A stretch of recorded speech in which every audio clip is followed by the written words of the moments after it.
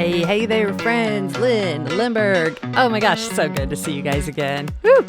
We are about a week into our Get Organized series on this health and fitness motivation podcast. If you're new, go back. We got about 5 episodes you got to catch up on, because today we're going to talk about getting organized around hydration. That's right, getting organized around hydration.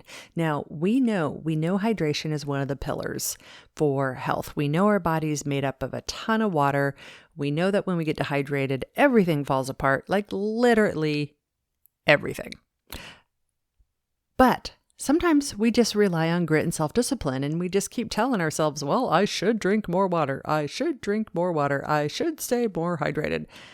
And we just stay in that realm of feeling guilt and bad and like, oh, I didn't drink enough. Okay.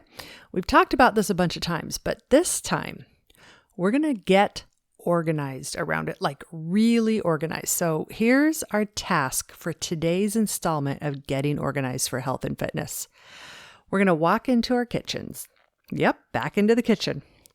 And we're going to take stock of what is in our kitchen that supports us staying hydrated. So that's step 1. So it's not necessarily just, I have water, I have glasses, there, I have what I need to stay watered. Keep yourselves watered. No, that's funny. Okay. We're going to go beyond that and really kind of blue sky, perfect world this one again. And think beyond just the basic, a glass of water to stay hydrated. Think about, like, where do you live your day? Where do you spend most of your time? And think about in your home, where do you sit? Where do you work? Where do you read? Where do you sleep? Where are you spending time? And do you have a setup to make it easy for you to stay hydrated? So first of all, let's go back to the kitchen. Then we'll start prancing around the rest of our house.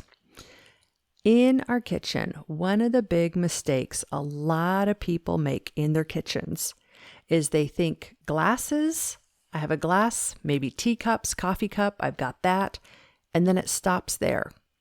But one of the most powerful ways we can stay hydrated is by having a water bottle that we love, not just any old water bottle, a water bottle we love that we can carry around everywhere we go. And the shape, size, and form of that water bottle can depend on all kinds of things. Like my water bottle that I carry around, it has a straw and it seals. So if I spill it, it doesn't make a big spill, which I love. I'm a big texture person. So like my water bottle, if it's like gritty, it's like fingernails on a chalkboard. I can't stand it. I don't know how you people can do that, like unfinished pottery, like that's not glazed. Ugh, I'm just weird that way. So you got to decide for you, what's important to you in a water bottle. Do you want one that's insulated, that keeps your drinks cool? Do you want one that's lightweight, that's not heavy to carry around? Whatever that is, do you need multiple water bottles? Do you live with people and your water bottles walk away, so you need a multiple of them? So that's one. The other piece is thinking about, this is the mistake we make. Traditionally, we don't reserve space in our kitchen cupboards or a kitchen drawer for our water bottles. We just it's kind of an extra thing. It's a sports thing, right? So not everybody does this, but a lot of people don't. And when I realized, oh my gosh, I have all these water bottles, in part because I have a family, and I have no place for them. We're just kind of shoving them around. I actually emptied out an entire drawer, not just a wimpy little drawer, an entire big deep drawer, and filled it with all the different kinds of water bottles we had for this family of 4. Now we're down to 3, so it's getting a little easier. But I have an entire drawer just dedicated to that. And so you need to have a space for this. So this is where they go when they're not in use. And you also need to have your own special water bottle that you adore and you love and you carry around everywhere you go. So think about that in your kitchen. Now, let's walk to the other places in your house. Where do you spend your most time sitting? Do you have a setup where you can easily, safely spill proof wise, bring that water bottle or that cup of tea or that water with you. Because traditionally, we've got these big fluffy couches, we got coffee tables that have all kinds of stuff on it, or we bump into it, or our dog bumps into it, or we have a side table that's too short. We have to worry about the dog eating everything on the side table. Like, what can you do to make it so you could maybe leave a water bottle at your side table all the time? So you've always got water. Same thing in your bedroom, your nightstand.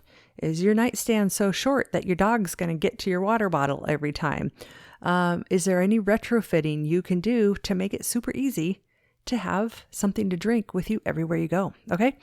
Now, only you can decide how this is going to work for you.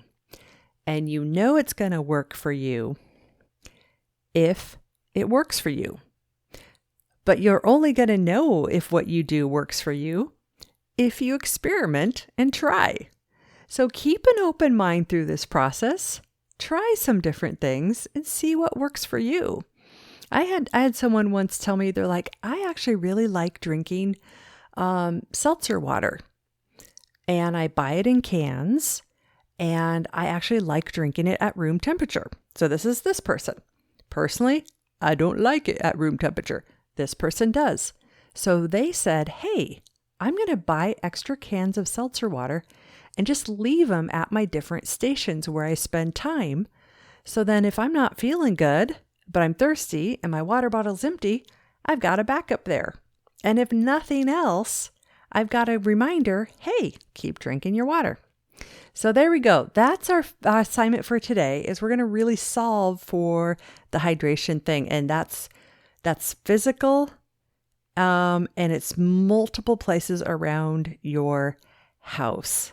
So have fun, go for it, see if you can come up with a good solution. This is surprisingly more work than you think it might be. And then we'll see you tomorrow with our next one. Alrighty, friends. Woohoo! If you're new to Couch to Active, be sure to head on over to my homepage. That's couch2active.com. That's couchtoactive.com. Right there on the homepage, we've got your very first step to do, just sitting there waiting for you. And it's free. Got to check it out. That's couch2active.com. Bye-bye now.